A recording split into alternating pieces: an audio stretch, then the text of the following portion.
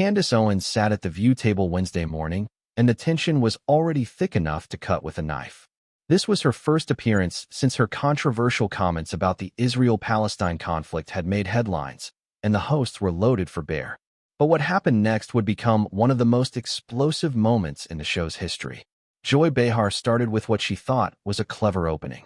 She said, "So Candace, you've been busy lately defending the indefensible. Tell us, is there any controversial position you won't take for attention?" Candace's expression didn't change, but her eyes sharpened. She said, "Interesting way to start an interview, Joy. No hello, no welcome, just straight to character assassination. Very professional." The audience sensed this wasn't going to be the usual heated but controlled view debate. Whoopi tried to moderate. She said, "Let's all just take a breath." "No," Candace interrupted. "Let's not. I came here for a discussion, not an ambush. Joy just accused me of taking positions for attention. That's not a question. It's an insult disguised as journalism." Joy doubled down. She said, "Well, if the shoe fits." "The shoe?" Candace leaned forward. "You mean the shoe you've been trying to force on every black conservative for 20 years? The one that says we can't possibly think for ourselves? We must be performing for approval." Sunny Hostin jumped in. She said, "Candace, you have to admit your positions often seem designed to provoke." Candace turned to her. She said, "Provoke?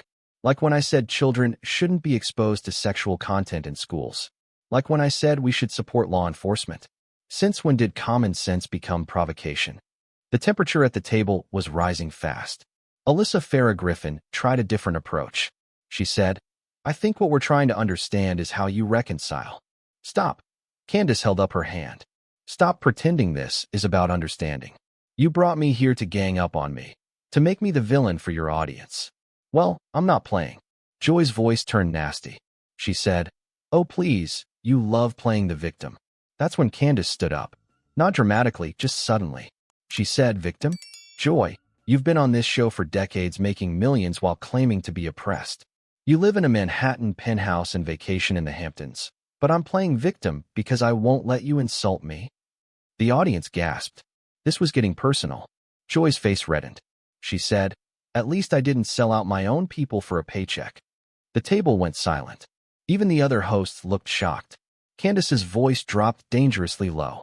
She said, "There it is. There's the real Joy Behar. The one who thinks she owns black people's thoughts. The one who thinks any black person who disagrees with her is a race traitor." She looked around the table slowly. "This is what you all think, isn't it? That black conservatives are either stupid or sold out. That we can't possibly have principles. We must have a price. That's not progressivism. That's plantation thinking." Now, what happens next is exactly what they tried to edit out of the broadcast. The raw truth about how liberal media treats black conservatives. If you want to see what they desperately tried to hide, subscribe right now. We're exposing the footage they don't want you to see. Hit subscribe and join thousands who refuse to be deceived. Whoopi tried to restore order. She said, "Candace, nobody's saying." "You just did." Candace's voice rose. "Joy just said I sold out my people." "My people? Since when does Joy Behar get to decide who my people are? Since when does she get to auction off my authenticity?" Sarah Haynes attempted to de-escalate. She said, "I think emotions are running high." "You think?" Candace laughed bitterly. "I'm accused of being a sellout on national television and emotions are high?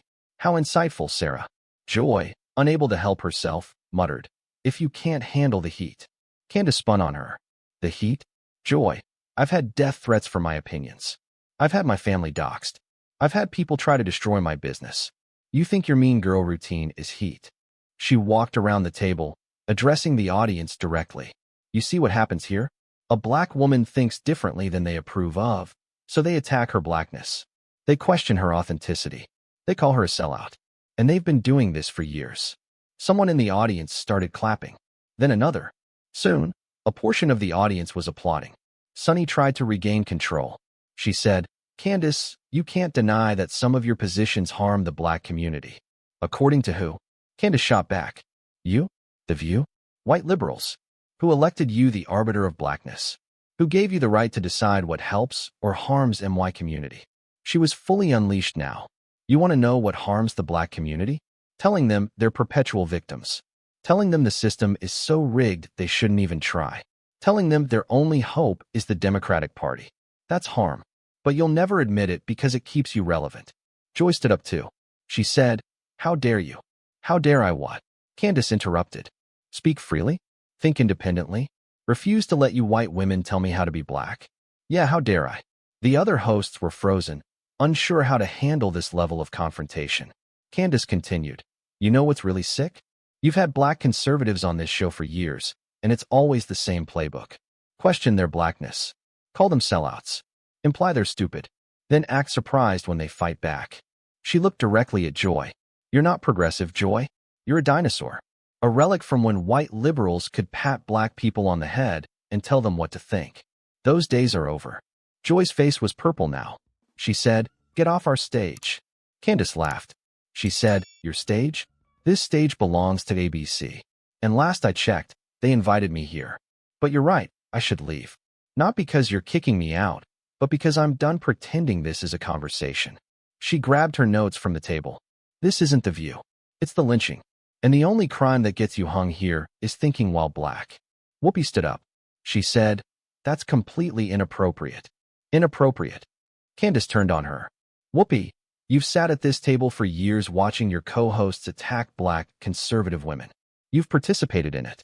And now you want to talk about inappropriate." She headed for the exit, then turned back. "To every black person watching who's ever been told you're not black enough because you don't vote Democrat, because you believe in personal responsibility, because you refuse to be a victim, you're not alone. They want you to think you are, but you're not." Joy shouted, "You're a disgrace." Candace smiled. She said, "To you? Good. Being a disgrace to Joy Behar is like being called ugly by a troll. Consider it a compliment." She looked at the camera one more time. "Black America, they think they own you. They think they can shame you into compliance. They think calling you a sellout will make you shut up. Prove them wrong. Think for yourself. Vote for yourself. Be yourself. Even if Joy Behar doesn't approve." She walked off to explosive reactions. Massive applause from some, boos from others, everyone talking at once. The show immediately cut to commercial, but the studio was in chaos. Audience members were on their feet, some arguing, some cheering, some demanding Candace be brought back. During the break, Joy could be heard saying, "I don't care what anyone thinks. She is a sellout." Several black audience members stood up and walked out in protest. When they returned from commercial, the hosts tried to continue, but the damage was done. They looked shaken, defensive, unsure how to proceed. Within minutes, #Candace Destroys the View was trending. The clip spread faster than anything the show had produced in years. But what really made it explode was the racial dynamics. White hosts questioning a black woman's authenticity. Candace, still in the parking lot, went live on Instagram. She said, "Just walked off The View after Joy Behar called me a sellout to my people. Apparently, my people are whoever Joy Behar says they are. The plantation is alive and well. Folks, it just has better lighting." The video got 15 million views in 4 hours. The response split largely along ideological lines, but even some liberals couldn't defend what had happened. The optics of white women telling a black woman she'd betrayed her race were impossible to spin. Van Jones tweeted, "I disagree with Candace Owens on everything, but watching white hosts police her blackness was painful. We have to do better." Even Don Lemon commented, "The View crossed a line today. Disagreement is fine. Questioning someone's racial authenticity is not." The View released a statement calling the segment a passionate discussion about important issues and claiming they welcomed diverse viewpoints. Nobody bought it. Within 48 hours, multiple black, conservative women revealed similar experiences on the show. A pattern emerged that was impossible to ignore. Diamond and Silk released a video. "They did the same thing to us." It's their playbook for black conservatives. The backlash was severe. Sponsors expressed concern. The network ordered a review. Joy Behar was notably absent from the next 2 episodes, officially due to a previously scheduled break. A week later, Candace did a long-form interview about the incident. She was calm, measured, and devastating. She said, "I didn't go there to cause a scene. I went to have a discussion. But when Joy Behar, a wealthy white woman, told me I sold out my own people, something snapped. I realized I wasn't there as a guest. I was there as a target." When asked if she regretted walking off, she smiled. My only regret is that I stayed as long as I did.